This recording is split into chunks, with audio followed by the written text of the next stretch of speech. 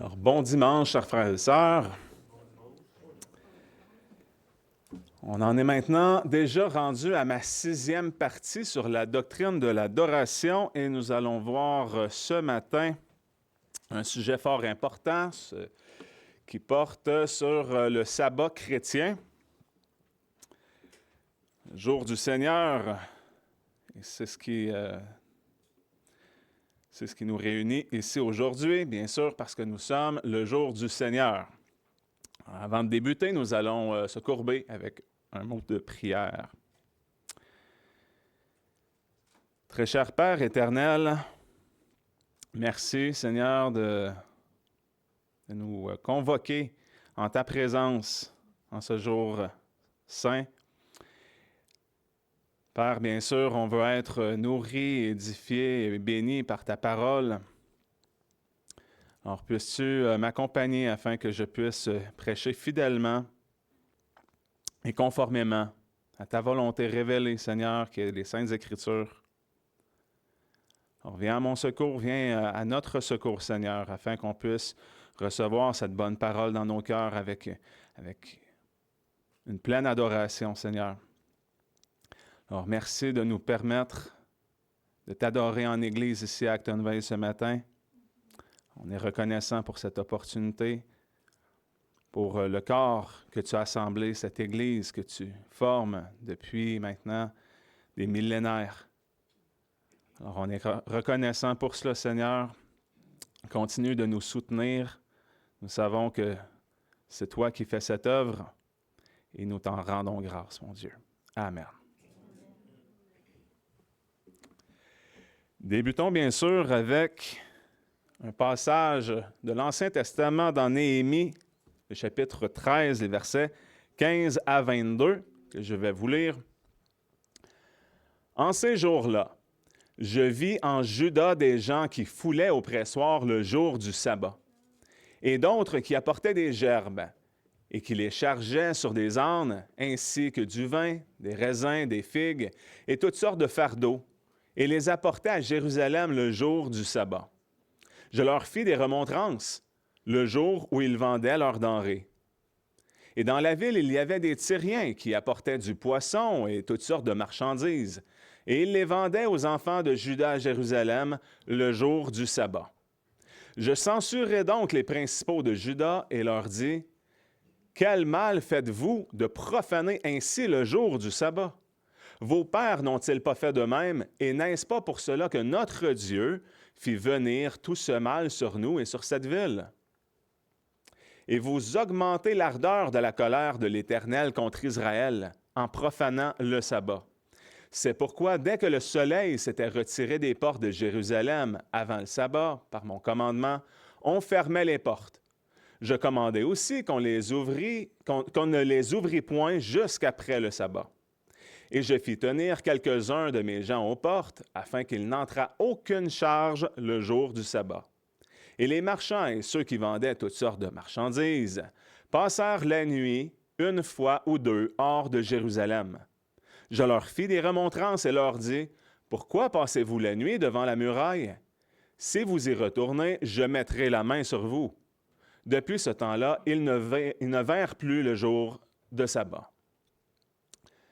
Je dis aussi aux Lévites de se purifier et de venir garder les portes pour sanctifier le jour du sabbat. Ô mon Dieu, souviens-toi de moi à cet égard et me pardonne selon la grandeur de ta miséricorde. Alors, nous venons de lire un important passage du livre de Néhémie à propos du sabbat, et ce passage est d'ailleurs cité dans notre confession de foi au chapitre 22.8 pour venir appuyer l'enseignement de comment les hommes doivent consacrer le jour de repos au Seigneur. Mais avant d'entrer dans le vif du sujet d'aujourd'hui, à propos du sabbat chrétien, nous allons réviser brièvement ce que nous avons vu la dernière fois concernant les fêtes religieuses où je vous avais parlé des fêtes de Pourim, la dédicace et l'action de grâce. Pour débuter, bien sûr, à la base de tout, le principe d'adoration qui se trouve être le principe régulateur qui enseigne d'après les Écritures que nous devons adorer Dieu de la manière qu'il nous l'a prescrit dans sa parole, sans rien ajouter, sans rien retrancher ou modifier. En d'autres mots, nous ne présumons pas ce que Dieu aime, ce que Dieu veut et ce que Dieu trouve agréable. Nous faisons les choses selon ses instructions contenues dans la Bible et non selon l'imagination humaine. Et je vous avais donné plusieurs exemples contenus dans les Saintes Écritures pour notre instruction à ce sujet. On avait vu le veau de fonte fabriqué par Aaron, à Exode 32. Il y a l'arche de l'Alliance qui avait été touchée par Uza. Il y a le feu étranger offert par Nadab et Abihu. Il y avait les fruits offerts en oblation à l'Éternel par Caïn. Tous ces exemples nous enseignent que la fin ne justifie pas les moyens. Nos bonnes intentions ne sont pas si pures. Alors on laisse Dieu déterminer où, quand et comment il veut être adoré. Concernant la fête de l'Action de grâce, c'est une fête qui est assez récente dans l'histoire, qui ne trouve aucune origine dans la Bible. Mais puisque c'est une fête qui est généralement observée chez les protestants et qui fut débutée par les premiers pèlerins, dont plusieurs étaient puritains, eh bien, on sait que les puritains étaient reconnus pour avoir rejeté le calendrier liturgique catholique romain sur la base que Dieu seul avait l'autorité de sanctifier un jour ou de prescrire comment on doit l'adorer. Je vous avais expliqué cette incohérence apparente. Et voici pourquoi les puritains pouvaient fêter l'Action de grâce, même si ce n'est pas une fête instituée par Dieu. Il est écrit qu'il y a des périodes occasionnelles de jeûne ou d'action de grâce motivées par des événements providentiels qui sont rapportés à plusieurs endroits dans les Saintes Écritures. Il y a dans 2 Chroniques chapitre 20, Esdras chapitre 10, Néhémie chapitre 9, Joël chapitre 1, chapitre 2. Il y a dans Sophonie chapitre 2, dans Matthieu au chapitre 9. Et pour cette raison, la confession de foi de Westminster chez nos amis presbytériens, autant que la nôtre, notre confession de foi réformée baptiste 1689, stipule toutes les deux qu'il peut y avoir de solennelles humiliations accompagnées de jeûnes et d'actions de grâce en des occasions particulières. Il est donc légal d'établir un ou des jours de prière et d'action de grâce pour des circonstances spéciales ou des événements extraordinaires, puisque comme George Gillespie l'explique dans sa dispute contre les cérémonies papistes anglaises, toutes les causes, occasions et périodes particulières de jeûne n'ont pas pu être déterminées dans l'Écriture. En d'autres mots, Dieu ne nous a pas annoncé dans sa parole chaque moment précis où des occasions spéciales de jeûne, de prière ou d'action de grâce se présenteraient. Et c'est pourquoi l'homme a la liberté et même le devoir de consacrer certains jours lorsque Dieu, dans sa providence, en suscite la cause et l'occasion. Il faut se rappeler que l'action de grâce que les pèlerins fêtaient à l'époque n'était pas la même action de grâce qu'on retrouve aujourd'hui. De nos jours, la fête, elle est cimentée à une même date fixe à chaque année. Et on avait vu que cela avait été fait pour des raisons stratégiques, politiques et même économiques, contrairement aux premiers colons qui imploraient Dieu pour leur survie. On doit comprendre que notre situation ne ressemble en rien à ce que vivaient les premiers colons. Leur vie dépendait des récoltes. Alors, dans leur cas, il s'agissait de circonstances particulières, tandis que pour nous, on peut pratiquement acheter n'importe quoi à l'épicerie 12 mois par année. Ce n'est pas le même contexte. Concernant maintenant la fête de Purim, il y a certains qui vont s'appuyer sur la Purim ou Hanouka, sur ces exemples pour justifier le calendrier liturgique catholique romain, la création de nouvelles fêtes. Premièrement, la fête de Purim qu'on retrouve dans le livre d'Esther, il y a 2 lignes de défense pour expliquer pourquoi cette fête ne justifie pas la liberté d'inventer de nouvelles fêtes religieuses. Il y a premièrement George Gillespie, qui lui disait que la fête de Purim n'est pas une fête religieuse, mais plutôt une fête civile, comme par exemple la fête du Canada. Pour cette raison, cette fête ne serait pas un jour saint et ça ne contreviendrait pas aux principes régulateurs du culte. L'autre position est celle de Thomas M. Cray, qui lui reconnaît que la fête de Purim était une fête religieuse, mais que ça n'a pas d'importance puisqu'elle est contenue dans la Bible, dans le livre d'Esther. Donc, ça serait inspiré par le Saint-Esprit. Concernant la fête d'Hanouka, qui est la dédicace, L'institution de cette fête nous est racontée dans un livre apocryphe, dans 1 Maccabée. Il a raconté que Judas Maccabée décida avec toute l'Assemblée d'Israël que les jours de la dédicace de l'autel seraient célébrés chaque année pendant 8 jours, à partir du 25e jour de Kislev, qui donne à peu près novembre. Pendant que les catholiques romains n'ont aucun problème à dériver leur doctrine à partir des livres deutérocanoniques, les apocryphes, les protestants adhèrent au principe de sola scriptura, où seulement les 66 livres contenus dans la Bible sont autoritaires pour établir nos fondements doctrinaux, nos croyances et nos principes de vie. Le verset sur lequel les gens vont s'appuyer se retrouve dans Jean 10, versets 22 à 24. Or, on célébrait à Jérusalem la fête de la dédicace, c'est ça, Hanouka. Et c'était l'hiver, comme Jésus se promenait dans le temple au portique de Salomon. Alors, pour ceux qui utiliseraient ce passage, on voit Jésus être présent au temple lors de la fête de la dédicace. Je vous avais expliqué que ça ne prouve en rien que Jésus observait cette fête de la même manière qu'il observait les autres fêtes établies par Dieu dans les Écritures. Il y a plusieurs théologiens qui expliquent que ce détail est mentionné pour nous situer dans le temps et pour mettre en contexte la circonstance de la présence de Jésus au temple, où Jésus pouvait profiter d'un grand nombre de personnes pour promulguer l'Évangile. La simple mention de la présence de Jésus au temple pendant la fête de la dédicace ne prouve aucunement qu'il célébrait la fête. À ce sujet, je vous avais donné l'exemple de l'évangéliste Ray Comfort qui, à l'Halloween, va profiter de l'occasion pour distribuer des traités évangéliques. J'ai moi-même déjà saisi des occasions pour aller dans des festivals, dans des rassemblements, pour aller évangéliser. C'est une bonne occasion quand il y a des grandes foules. J'avais fait aussi quelques mises au point lors de ma dernière prédication. Je fais ces rappels. Premièrement, j'aimerais rappeler que ce ne sont pas tous les réformés baptistes, ou même tous les réformés tout court, là, qui ont une position aussi stricte que la mienne. Même que je dirais que je suis de nos jours, je suis en forte minorité. Les autres églises de notre association ne partagent pas la position aussi stricte de manière pratique. J'ai enseigné la position confessionnelle historique, selon la 1689, mais je ne suis toujours pas maître des consciences. Alors, libre à vous de vous faire une tête là-dessus. Je crois que le principe régulateur d'adoration est bien attesté dans la Bible. On avait vu que c'était un principe qui est important pour les réformés baptistes. Je vous avais cité le document de position de la CBA, entièrement ARBCA, à ce sujet. Et je vous avais expliqué que l'argument du principe régulateur est utilisé pour divers enjeux, comme par exemple le baptême. Souvent, les théologiens réformés baptistes vont utiliser le principe régulateur d'adoration pour rejeter le pédobaptême en disant qu'on ne le retrouve nullement dans les Saintes Écritures. C'est aussi utilisé pour d'autres enjeux tels que la louange.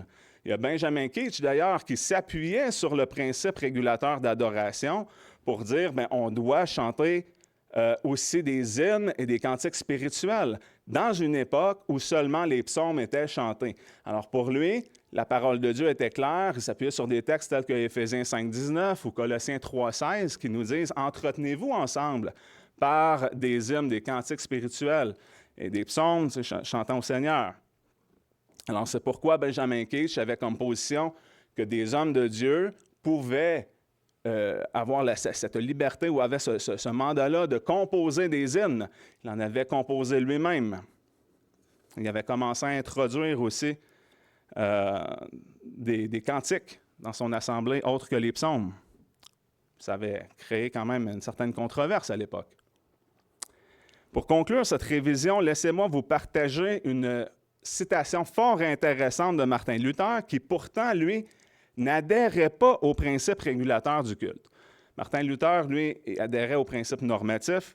Et voici ce que Martin Luther a écrit, plutôt qu'il a prêché. Il a prêché publiquement à l'Église de Paris en 1534, lors d'un premier sermon sur le jour de l'Ascension, intitulé « À propos de l'histoire et le fruit de l'Ascension ». On retrouve ça dans le volume 6 des sermons complets de Martin Luther. Je vous le lis. Le credo chrétien indique que l'ascension du Seigneur n'est en aucun cas notre œuvre, mais un article que nous devons croire. Toutes les fêtes de l'Église sont célébrées par les chrétiens pour le bien de la foi, afin qu'elles soient servies par la prédication. De même que ce n'est pas mon œuvre, ni celle de la personne d'autre, que le Fils de Dieu soit conçu par l'Esprit Saint, né de la Vierge Marie, de même ce n'est pas mon œuvre que le Christ soit ressuscité des morts, soit monté au ciel et ait envoyé l'Esprit Saint. Quelle que soit donc la fête célébrée dans la chrétienté en rapport avec le Christ, chacune d'entre elles met en évidence un article de foi. Et ce n'est pas une parcelle de notre travail, comme l'atteste également le symbole ou le credo. Cette pratique remonte déjà aux pères. Ce sont eux qui, dans l'Église primitive, ont instauré l'observation de ces fêtes afin d'exercer, de fortifier et d'édifier la foi des chrétiens et d'éviter qu'ils ne deviennent moralisateurs.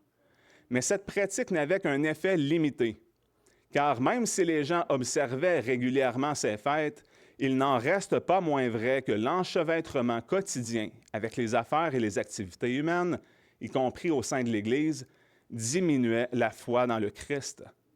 Les pères avaient de bonnes intentions et ornaient les articles de foi de fêtes, d'hymnes et de cérémonies, mais les choses ont néanmoins empiré et ils n'ont pas vu qu'ils s'étaient concentrés sur les œuvres humaines dans leurs efforts pour promouvoir et soutenir la foi dans le Christ. Alors maintenant, que reste-t-il pour les chrétiens aujourd'hui pour adorer Dieu? Un jour sur 7 que Dieu a sanctifié, nous adorons Dieu le dimanche, le jour du Seigneur, de manière particulière en Église, tel que l'Église primitive le faisait, tel que c'est décrit dans la parole. Et c'est maintenant l'heure d'aborder le sujet d'aujourd'hui, le sabbat chrétien. Et on va débuter avec la lecture de ce passage de notre confession de foi au chapitre 22.7. Comme c'est une loi de la nature qu'en général une certaine mesure du temps soit par ordonnance de Dieu mise à part pour lui rendre un culte, il a aussi spécialement désigné par un commandement positif, moral et perpétuel de sa parole, liant tous les hommes de tous les temps un jour sur 7 comme sabbat qu'il doit lui être consacré. Depuis le commencement du monde jusqu'à la résurrection de Christ, ce fut le dernier jour de la semaine.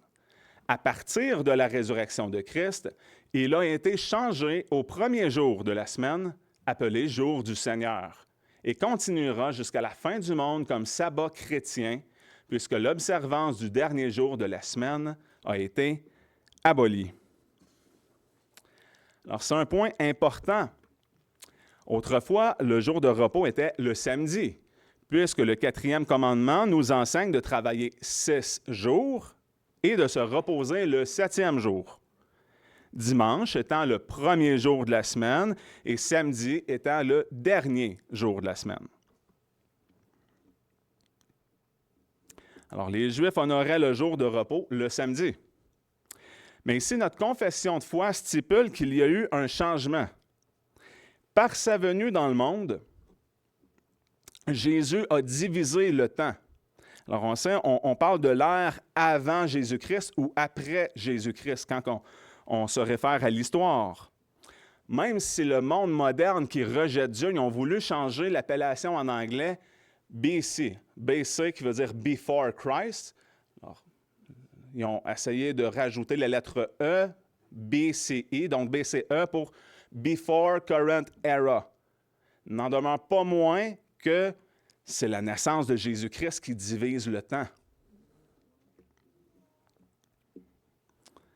Alors, c'est la naissance de Jésus qui est considérée comme l'an 0. Eh bien, non seulement la naissance du Messie a divisé le temps en changeant l'ère dans laquelle nous sommes, mais la résurrection du Christ a aussi changé le jour de repos hebdomadaire afin de le faire correspondre avec la nouvelle création qui est en Jésus-Christ ressuscité. 1 Corinthiens 15, versets 20 à 23. Mais maintenant, Christ est ressuscité et il est devenu les prémices de ceux qui sont morts. En effet, puisque la mort est venue par un homme, la résurrection des morts est venue aussi par un homme. Car comme tous meurent en Adam, de même tous revivront en Christ, mais chacun en son propre rang. Christ est les prémices, ensuite ceux qui sont de Christ à son avènement. Jésus occupe le premier rang en toutes choses. Il est le premier ressuscité à être monté au ciel et il reviendra afin que nous, qui croyons, puissions revivre éternellement. 2 Corinthiens 5, 17. Si donc quelqu'un est en Christ, il est une nouvelle créature. Les choses vieilles sont passées, voici toutes choses sont devenues nouvelles. Il y a vraiment quelque chose de marquant à la résurrection de Christ. C'est le début d'une nouvelle réalité pour les chrétiens. La bonne nouvelle de Jésus-Christ proclame qu'à sa première venue, Jésus a mis fin à l'ancien ordre mondial d'une terre sainte et de lieux saints. C'est ce que Jésus affirme à la femme samaritaine qui était allée puiser de l'eau dans Jean 4, 21. Jésus lui dit « Femme, crois-moi, le temps vient que vous n'adorerez plus le Père sur cette montagne ni à Jérusalem. » Jérusalem, représentative de la nation d'Israël et du judaïsme, avec son temple, son système sacrificiel, son sacerdoce, ses jours de fêtes spéciaux, etc., est devenue obsolète par son accomplissement. Puis la nouvelle création a été établie par la nouvelle alliance de Dieu. Hébreux 8.13, en parlant d'une alliance nouvelle, il déclare « ancienne la première ». Or, ce qui est devenu ancien a vieilli, est près de disparaître. La nouvelle création basée sur les normes de la nouvelle alliance est opérationnelle maintenant parce que l'acte final, complet, décisif et durable du salut divin s'est produit lorsque Jésus est venu, a vécu, est mort, a été enseveli, est ressuscité et est remonté au ciel tel que prophétisé. Alors Jésus est le dernier Adam, le dernier prophète comme Moïse. Il est le dernier et le vrai Israël. Jésus est le dernier grand prêtre. Il est le dernier sacrifice pascal. Il est la dernière manne venue du ciel. Il est le dernier serviteur souffrant d'Ésaïe 53. Le dernier fils de l'homme de Daniel 7. Il est l'inaugurateur de la nouvelle alliance. Il est le oui et amen aux promesses de Dieu. Vous en conviendrez que Jésus est aussi notre repos, puisque Jésus est le maître du sabbat. L'expression maître du sabbat est contenue dans les 3 évangiles synoptiques. On la retrouve dans Matthieu, chapitre 12, versets 1 à 8, dans Marc, chapitre 2, les versets 23 à 28, et Luc, chapitre 6, versets 1 à 5. Et c'est significatif car on doit comprendre ce que ça signifie que Jésus soit le maître de notre repos. On va lire dans Matthieu 11, versets 28 à 30. « Venez à moi, vous tous qui êtes fatigués et chargés, et je vous soulagerai. Chargez-vous de mon joug et apprenez de moi, parce que je suis doux et humble de cœur, et vous trouverez le repos de vos âmes, car mon joug est aisé et mon fardeau léger. » Le théologien John Piper va décrire 4 façons de faire l'expérience du repos de l'âme du Christ pendant que nous faisons notre travail sur une base quotidienne. Premièrement, c'est par notre assurance que nous sommes justifiés devant Dieu, non pas par nos propres œuvres, mais par la foi seule. Deuxièmement, c'est par la connaissance que nous sommes aimés de Dieu. Troisièmement, par le fait que Dieu est notre aide et l'auteur de toutes bonnes œuvres. Et quatrièmement, par la paix que nous trouvons en Christ en ayant confiance que rien n'est trop difficile pour Dieu, ce qui est impossible à l'homme est possible à Dieu, et que tout concourt à notre bien, au bien de ceux qui aiment Dieu. Puisque Jésus est notre repos, qu'il a tout accompli une fois pour toutes, qu'il est le premier-né d'entre les morts, l'inaugurateur de la nouvelle alliance et qu'il est ressuscité le premier jour de la semaine, Il est donc logique d'observer le jour de repos, le dimanche, qui est le premier jour. C'est d'ailleurs ce que les premiers chrétiens faisaient, ce qui est rapporté dans les Saintes Écritures. Et pour justifier ce changement dont nous parlons dans notre confession de foi, eh bien, ils vont s'appuyer sur ces quelques versets, 1 Corinthiens chapitre 16, versets 1 et 2. Pour ce qui concerne la collecte en faveur des saints, agissez, vous aussi, comme je l'ai ordonné aux églises de la Galatie, que chacun de vous, le premier jour de la semaine, mette à part chez lui ce qu'il pourra, selon la prospérité, afin qu'on n'attende pas mon arrivée pour recueillir les dons. Alors, on les voit recueillir les offrandes ici le premier jour de la semaine, c'est-à-dire le dimanche. Acte 27.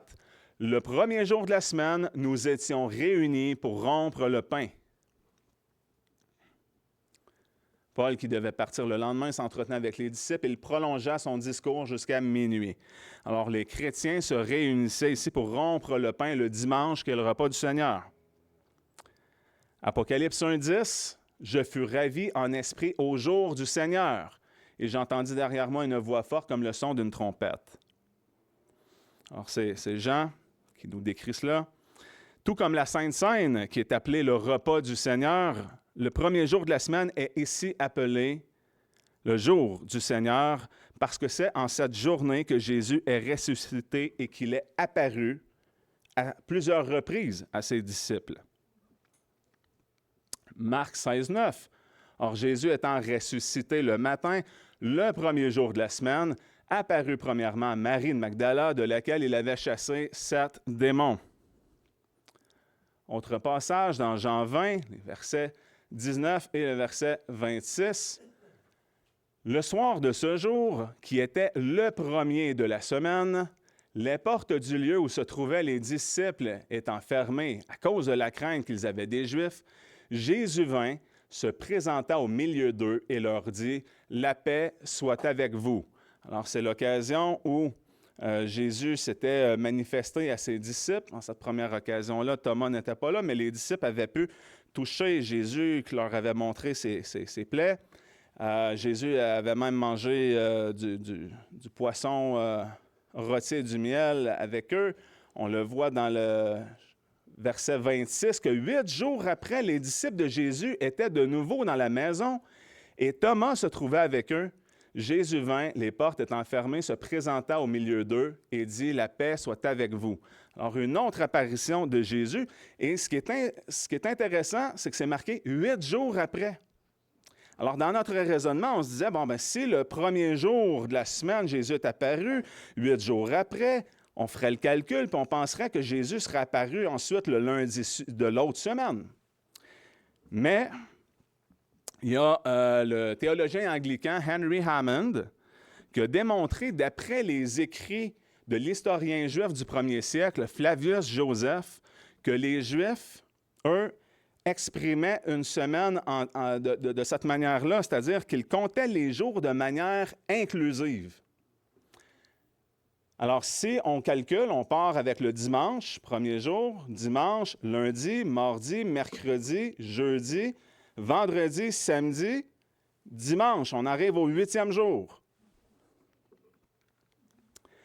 Joseph Piper, dans son livre « The Lord's Day », il écrit « L'Église a toujours reconnu que le changement de jour a été initié par les apparitions du Christ lors de sa résurrection le premier jour de la semaine, où toutes les apparitions enregistrées dans le Nouveau Testament ont eu lieu. » Extrait du commentaire de John Gill sur Apocalypse 1.10. Justin Martyr nous dit, lui qui vivait environ 50 ans après cette époque, que le jour appelé dimanche par les Grecs, les chrétiens se réunissaient en un même lieu, lisaient les Écritures, priaient ensemble et administraient l'ordonnance du souper. Et il ajoute que c'est le premier jour où Dieu a créé le monde et où notre Sauveur Jésus-Christ est ressuscité d'entre les morts. Barnabé, compagnon de l'apôtre Paul, appelle ce jour le 8e jour, à la différence du sabbat juif du 7e jour, qui, dit-il, est le commencement d'un autre monde. C'est pourquoi nous célébrons avec joie le 8e jour, où Jésus est ressuscité des morts et après avoir été manifesté, est monté au ciel et ce jour était connu des anciens sous le nom de jour du Seigneur. Pour revenir à Joseph Piper dans son même livre, The Lord's Day, le jour du Seigneur, il dit « Les apôtres, ayant compris cette théologie par inspiration, ont changé le jour de célébration du repos éternel du 7e au 1er jour. Le peuple de l'Ancienne Alliance attendait avec impatience l'accomplissement de la rédemption et a donc observé le sabbat à la fin de la semaine.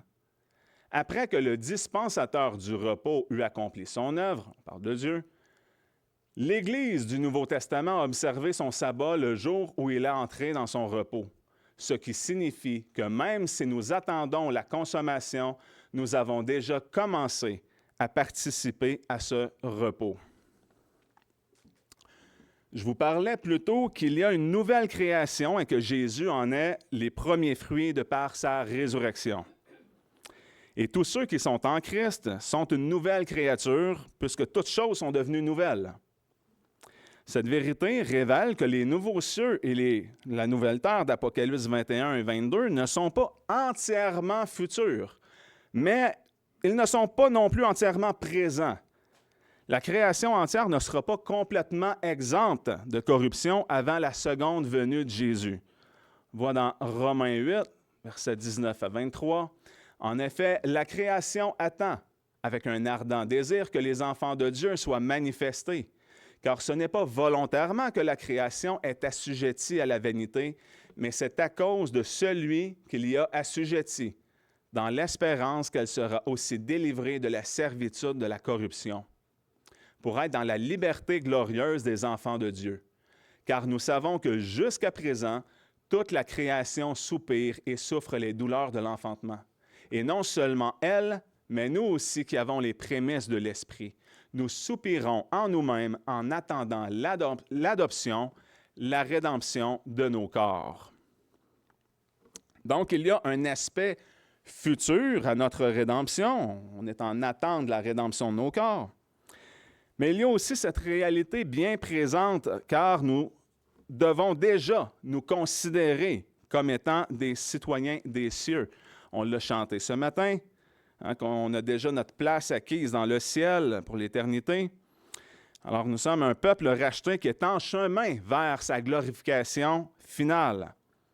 Philippiens 3, versets 20 et 21, pour nous, nous sommes citoyens des cieux. Alors on le voit au présent, nous sommes citoyens des cieux, d'où nous attendons aussi le Sauveur. Donc il y a l'aspect présent et l'aspect futur. Donc, nous attendons aussi le Sauveur, le Seigneur Jésus-Christ, qui transformera le corps de notre humiliation pour le rendre conforme au corps de sa gloire, selon le pouvoir qu'il a de s'assujettir toutes choses.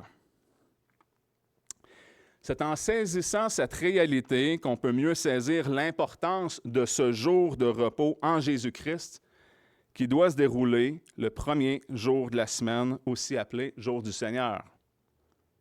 Et maintenant, si je vous pose ces questions, puisque nous qui avons la foi en Christ sommes citoyens des cieux, que Jésus est notre repos, pensez-vous qu'on peut observer le sabbat comme bon nous semble? On peut y réfléchir. Croyez-vous que notre sabbat se limite à venir à l'Église le dimanche matin? Croyez-vous que le sabbat chrétien devrait être toute la journée, puisqu'il s'agit du jour du Seigneur? C'est des choses qu'on devrait affirmer. C'est d'ailleurs ce que notre confession de foi enseigne, que c'est le jour entier. Mais le faisons-nous vraiment en pratique? C'est bon de savoir ces choses, mais à quoi bon les savoir si on ne le vit pas d'une manière concrète, conséquente à la vérité? Sommes-nous de ceux qui se regardent dans le miroir et qui aussitôt oublient le reflet de son visage après être parti, comme le décrit Jacques dans son épître? C'est un sujet beaucoup trop important pour le prendre à la légère. Le jour de repos fait partie du décalogue, c'est-à-dire de la loi morale de Dieu. Donc, ça fait partie de nos devoirs envers Dieu. Exode 28, « Souviens-toi du jour du repos pour le sanctifier. » Dans la Geneva Bible de 1599, ils fournissent cette note, c'est-à-dire en méditant le repos spirituel, en écoutant la parole de Dieu et en se reposant des travaux du monde. Thomas Boston, dans son œuvre du 4e commandement, fournit cet extrait. Mais ce que ce commandement exige, en parlant du 4e commandement, ce que ce commandement exige en premier lieu, c'est de sanctifier le sabbat pour Dieu, quel que soit le jour que Dieu a déterminé pour ce jour, que ce soit le 7e jour depuis la création, comme sous l'Ancien Testament, ou le premier, comme sous le Nouveau. Le commandement est donc « Souviens-toi du jour du sabbat pour le sanctifier », et non pas « Souviens-toi du 7e jour ». Ainsi, l'observance du sabbat est un devoir moral qui s'impose à tous, partout dans le monde. D'ailleurs, j'aimerais souligner que toute la loi morale de Dieu, ce commandement-là, ne se limite pas juste aux chrétiens.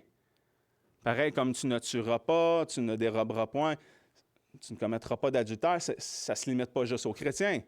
C'est la loi morale de Dieu. De la même manière, les hommes doivent observer le jour du repos dans toutes les cultures, partout dans le monde, dans toutes les époques. Notre confession de foi 1689 au chapitre 22.8 dit ceci. « Le sabbat est consacré au Seigneur lorsque des hommes, ayant auparavant préparé leur cœur et mis en ordre leurs affaires ordinaires, non seulement observent tout le jour un saint repos de leurs propres œuvres, paroles et pensées en rapport à leurs travaux et récréations profanes, mais occupent tout leur temps aux exercices publics et privés du culte et à des devoirs d'obligation et de miséricorde. » Voilà un petit paragraphe, mais qui dit beaucoup de choses. Premièrement, j'aimerais vous faire remarquer que le jour du Seigneur doit être consacré. Alors vous me direz peut-être, oui, mais Jésus a enseigné que l'homme n'a pas été fait pour le sabbat, mais que le sabbat a été fait pour l'homme. C'est vrai. Jésus a enseigné ça. Il faut faire attention pour ne pas tordre ce que cet enseignement de Jésus signifie. Jésus n'a pas enseigné ça pour nullifier le sabbat ou pour permettre aux hommes de faire tout ce que bon leur semble cette journée-là, en se disant « c'est mon jour de repos qui m'appartient, je fais ce que je veux ». Il y a un contexte. Lisons dans Marc, chapitre 2, versets 23 à 28. « Et il arriva, comme Jésus passait par les blés, un jour de sabbat, que ses disciples, en marchant, se mirent à arracher des épis. Et les pharisiens lui dirent, « Regarde, pourquoi font-ils ce qui n'est pas permis dans les jours de sabbat? » Mais il leur dit, « N'avez-vous jamais lu ce que fit David quand il fut dans la nécessité et qu'il eut faim, lui et ceux qui étaient avec lui? Comment il entra dans la maison de Dieu, au temps d'Abiatar, souverain sacrificateur, et mangea les pains de proposition qu'il n'était permis de manger qu'aux sacrificateurs, et en donna aussi à ceux qui étaient avec lui. Puis il leur dit, « Le sabbat a été fait pour l'homme, non pas l'homme pour le sabbat. Ainsi, le Fils de l'homme est maître même du sabbat. » Alors voilà le contexte dans lequel Jésus a enseigné ces choses. C'était pour reprendre les pharisiens qui approchaient le sabbat d'une manière légaliste. Jésus les reprend pour leur indiquer que l'homme n'a pas été créé pour être en servitude à une ordonnance cérémonielle, mais que le sabbat fut institué pour le bien spirituel de l'homme, pour son repos et pour les intérêts suprêmes de son âme. Le jour de repos n'a pas été institué pour nous empêcher de manger, alors que les disciples de Jésus arrachaient des épis. Il n'a pas été institué pour nous empêcher de faire du bien. D'ailleurs, tout de suite après cet épisode, Jésus va aller encore plus loin en demandant aux gens présents dans la synagogue s'il est permis de faire du bien en un jour de sabbat ou de faire du mal, de sauver une personne ou de la laisser périr. Et voyant que personne n'osait répondre, Jésus les regarda avec indignation.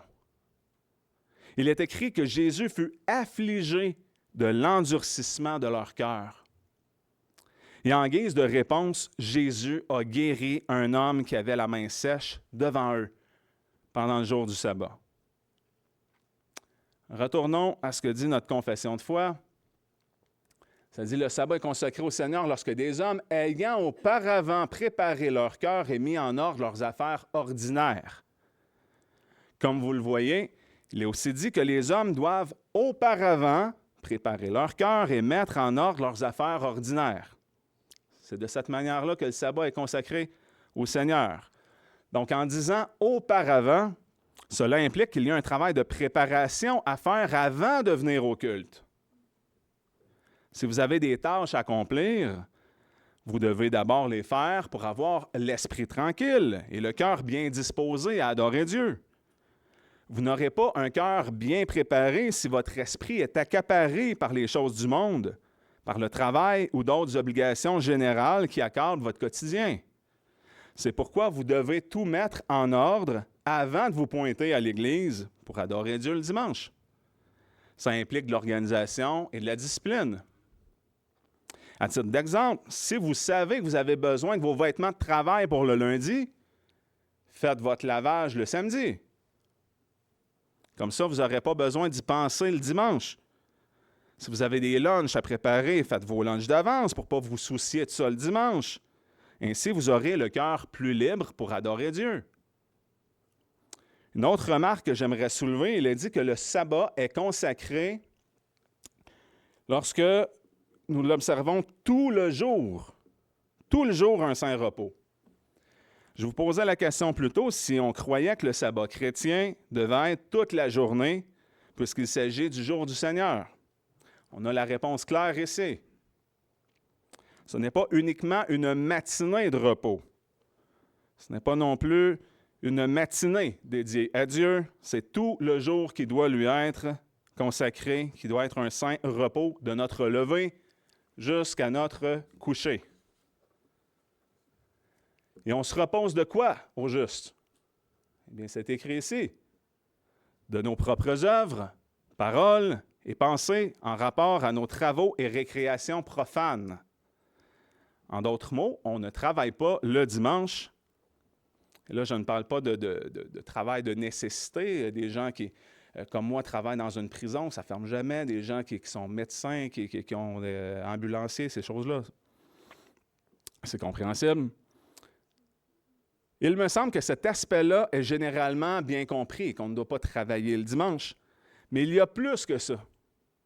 Ce n'est pas tout de ne pas travailler, on doit aussi se reposer de nos paroles et de nos pensées qui n'ont aucun rapport avec Dieu, qui n'ont aucun rapport avec l'Église et la vie spirituelle. C'est ça la définition de profane. L'adjectif profane est utilisé pour décrire ce qui n'est pas du domaine de la religion. Par conséquent, cela signifie que le dimanche ne doit pas être utilisé pour vaquer à notre propre divertissement. Si je dois me reposer de mes pensées profanes, je ne perdrai pas mon temps à aller lire les nouvelles, qui peuvent être parfois stressantes, décourageantes dans notre monde. Je ne perdrai pas mon temps à songer à la politique, à regarder des émissions de télévision séculières ou à sortir voir un spectacle pendant le jour du Seigneur. Le dimanche est justement une journée particulière pour prendre congé de tout ça qui habite notre quotidien. Et là, vous êtes peut-être en train de vous demander, es-tu vraiment en train de nous dire que je ne devrais pas écouter mon téléroman préféré le dimanche, puis que je ne peux pas écouter un match de football ou un match de hockey? Ben oui, c'est exactement ça que je suis en train d'enseigner. On pourrait trouver ça sévère, quoi? Pas de sport, pas de divertissement. Je vais devoir mettre de côté mon match de hockey le dimanche. Exactement. Il ne faut pas comprendre que le jour du Seigneur était une journée de congé pour prendre plaisir, à prendre plaisir dans ce que le monde a à nous offrir. Si j'ai un match de hockey, je vais l'enregistrer puis je le réécouterai le lundi, c'est pas grave. Le jour du Seigneur est un jour de repos de notre travail, mais aussi de tout ce que le monde nous offre. Nos pensées sont trop souvent monopolisées par les soucis de la vie, par des choses inutiles qui ne contribuent en rien à notre avancement et à notre bien spirituel. Notre plus grand bien, c'est Dieu. Notre repos ne consiste pas à perdre notre temps avec du divertissement séculier. Et là, vous me direz peut-être, on peut tout faire pour la gloire de Dieu, y compris regarder un match de hockey ou aller voir un spectacle, un film au cinéma ou écouter des émissions de télé. C'est vrai, il est écrit qu'on peut tout faire pour la gloire de Dieu. On le voit dans 1 Corinthiens 10, verset 31. Soit donc que vous mangiez, soit que vous buviez ou que vous fassiez quelque autre chose, faites tout pour la gloire de Dieu. Alors, on peut en effet profiter de ce que le monde nous offre tant que ça ne vient pas pervertir, nous pervertir, c'est-à-dire dans le cadre moral établi par Dieu. Alors, il est vrai que ça serait correct d'écouter un film à la gloire de Dieu, d'apprécier la vision artistique du réalisateur, mais on a 6 autres journées dans la semaine pour ça. Le dimanche est une journée qui est à part des autres. Elle est différente. Une journée consacrée au Seigneur où nous devons justement prendre congé de notre amusement personnel afin que nos pensées ne soient pas dirigées vers ce qui est profane. D'ailleurs, il y a le mot « amusement » qui est intéressant parce qu'il y a plusieurs choses à dire concernant ce mot-là et beaucoup de matière à réflexion. Puis parmi les synonymes qui sont proposés dans le dictionnaire pour le mot « amusement », il y a les mots « plaisir »,« divertissement »,« distraction »,« diversion ». Vous savez qu'il y a l'un des endroits touristiques les plus populaires au monde sont les parcs d'amusement, qu'on appelle aussi des parcs d'attractions. Pourquoi? Parce que ce sont des endroits où on y retrouve beaucoup de plaisir à travers diverses attractions. Et qu'est-ce qu'une attraction? Une attraction, c'est quelque chose qui est mis à la disposition du public et ces choses sont faites pour nous distraire. Alors, selon le dictionnaire Antidote, toujours, on peut voir la définition du verbe « distraire » qui signifie détourner l'esprit de quelqu'un, ce dont il est occupé ou préoccupé, le déranger dans son occupation. Procurer un divertissement, faire passer le temps à quelqu'un de façon à éviter qu'il s'ennuie. Puis je vous avais parlé des synonymes du mot « diversion ». La définition est simple. Une diversion est le détournement de l'attention. Pareil comme un magicien qui va détourner l'attention avec sa main droite pendant qu'il va s'exécuter avec la main gauche, il crée une diversion. Donc, par définition, lorsqu'on se nourrit de divertissement, notre attention est détournée. Puis ça peut être une excellente chose lorsque vient le temps de se changer les idées, des choses épuisantes ou dérangeantes pour remédier à l'ennui. Je ne suis pas contre ça. L'être humain peut avoir besoin de divertissement. Mais ça ne devrait pas être le cas le jour du Seigneur où nos cœurs doivent être orientés et préparés pour louer Dieu. Nos pensées doivent être occupées pour Dieu. Marc 12:30. Tu aimeras le Seigneur ton Dieu de tout ton cœur, de toute ton âme, de toute ta pensée et de toute ta force. C'est là le premier commandement. Alors, chose qu'on doit faire tous les jours de notre vie, mais d'une manière particulière en ce jour sanctifié. Il est important que nos pensées soient impliquées durant tout le jour du Seigneur et dirigées vers Dieu, chose qui est impossible à faire si on consacre notre temps et nos énergies envers quelque chose dont la fonction est de justement détourner notre esprit. Notre confession de foi utilise le verset d'Ésaïe 58:13 pour nous enseigner ce que nous devons faire pour prendre congé de nos récréations profanes. Ésaïe 58:13. Si tu retiens ton pied au jour du sabbat pour ne pas faire ta volonté dans mon saint jour, si tu appelles le sabbat tes délices et honorable ce qui est consacré à l'Éternel, si tu l'honores plutôt que de suivre tes voies, de faire ta volonté et de dire de paroles vaines. Alors, remarquez bien ceci, et c'est important. Dieu veut qu'on se retienne pour ne pas faire notre volonté en son saint jour. On doit honorer Dieu en ne suivant pas nos voies et en ne se livrant pas à de vains discours. Cela, ça devrait tous nous porter à réflexion, nous faire réfléchir sur le genre de discussion qu'on entretient lors de nos repas agapés, par exemple.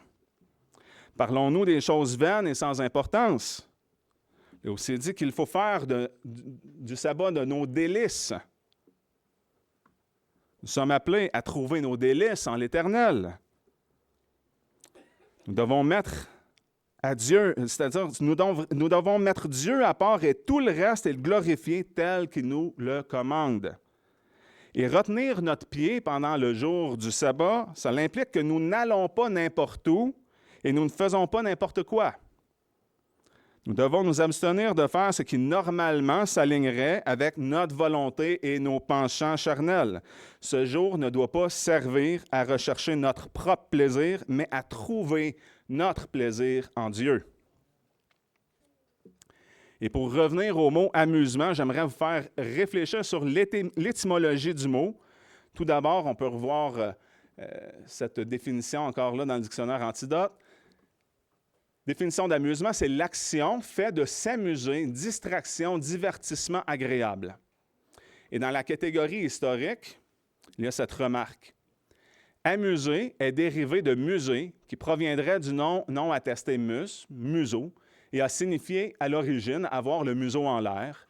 Puis c'est appliqué au sens figuré au fait de perdre son temps, qui survit dans musarder, d'où le mot amuser.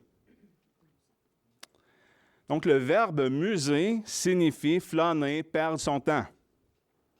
Ce n'est pas ce à quoi nous sommes appelés de faire lors du sabbat chrétien qui doit être consacré à Dieu. Le jour du Seigneur n'est pas un jour de flânerie ou de paresse.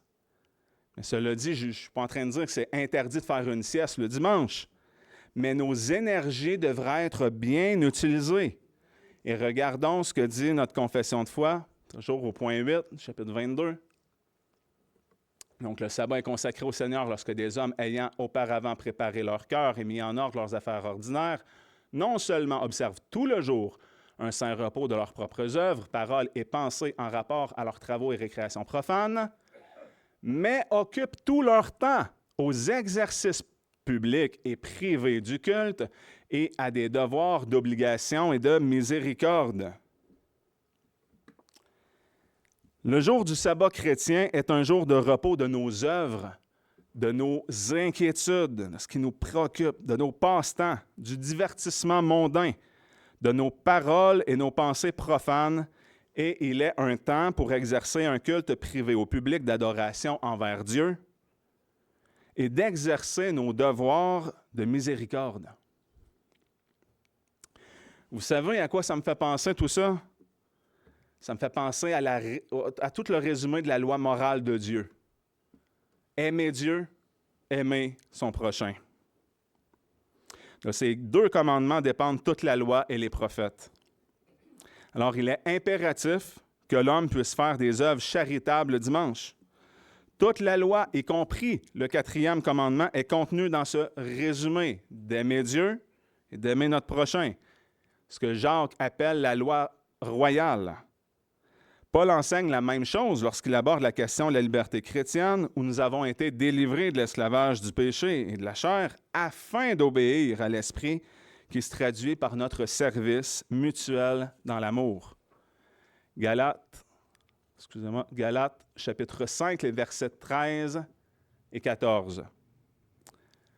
Frères, vous avez été appelés à la liberté, seulement ne prenez pas prétexte de cette liberté pour vivre selon la chair, mais assujettissez-vous les uns aux autres par la charité.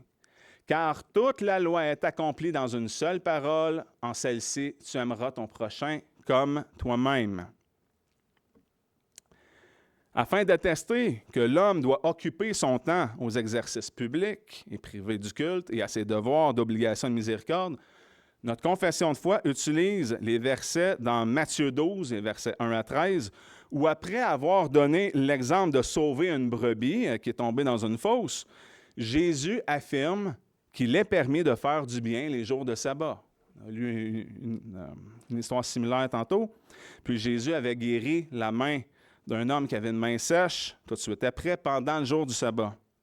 Alors, comme on peut le voir, il est tout à fait légitime de faire du bien lors du jour de repos. La loi ne s'oppose pas aux bonnes œuvres, au contraire. La loi de Dieu nous commande de faire de bonnes œuvres, parce que l'amour, c'est quelque chose qui nous met en action.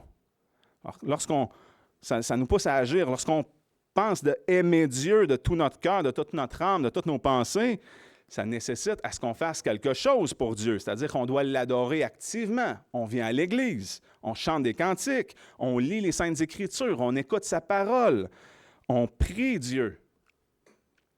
Mais c'est la même chose pour aimer nos prochains.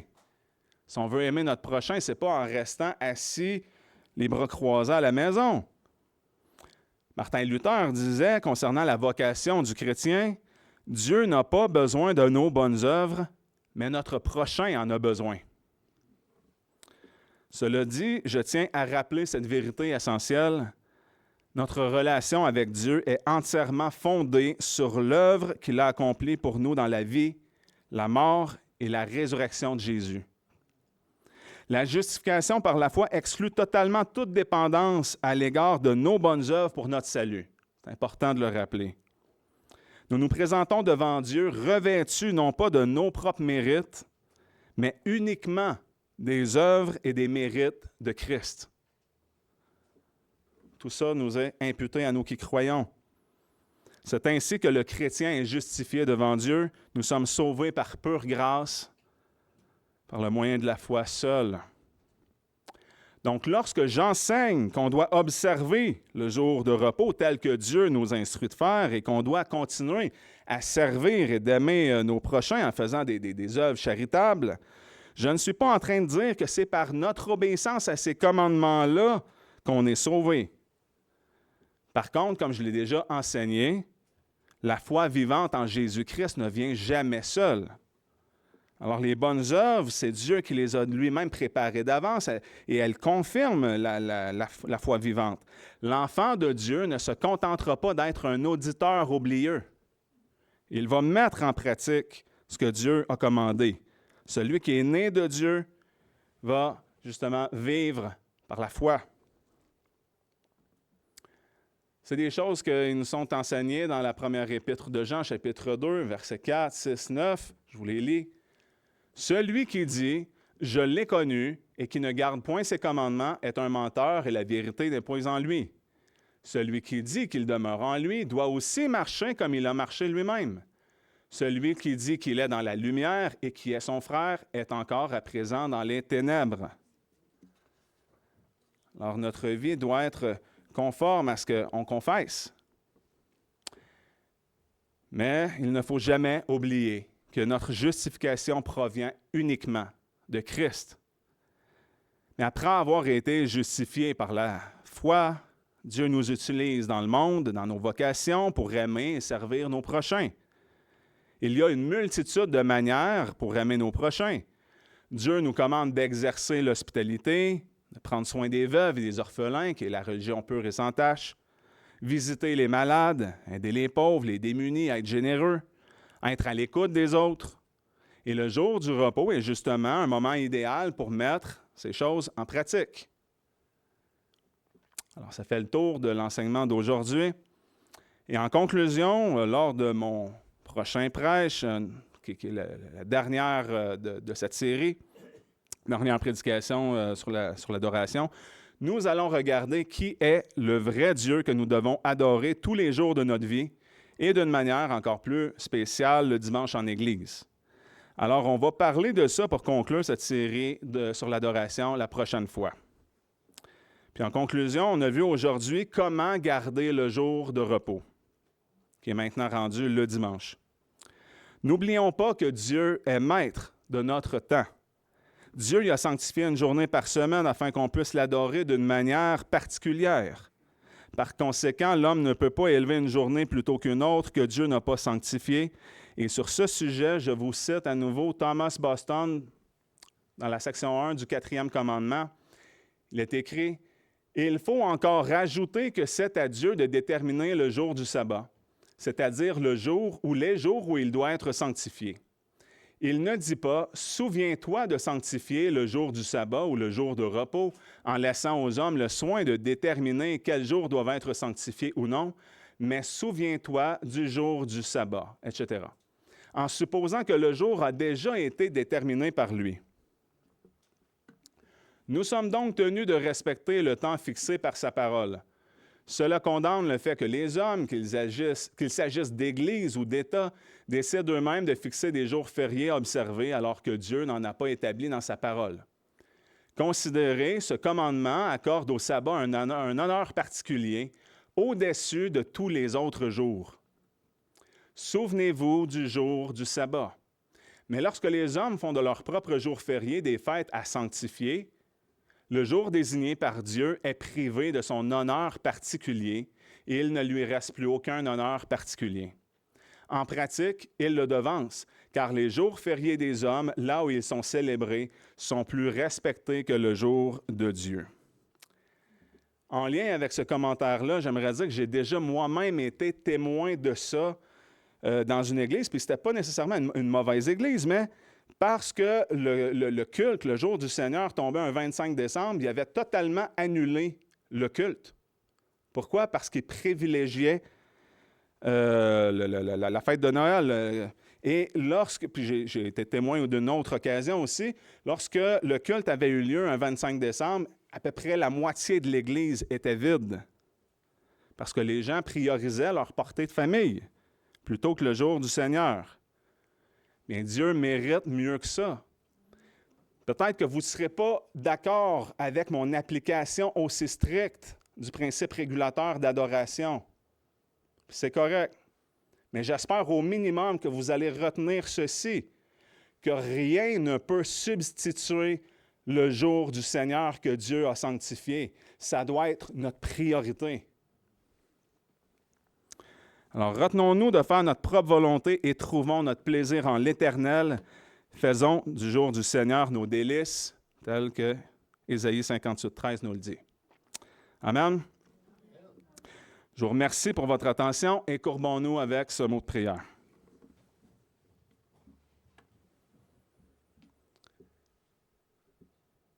Éternel, Père Tout-Puissant,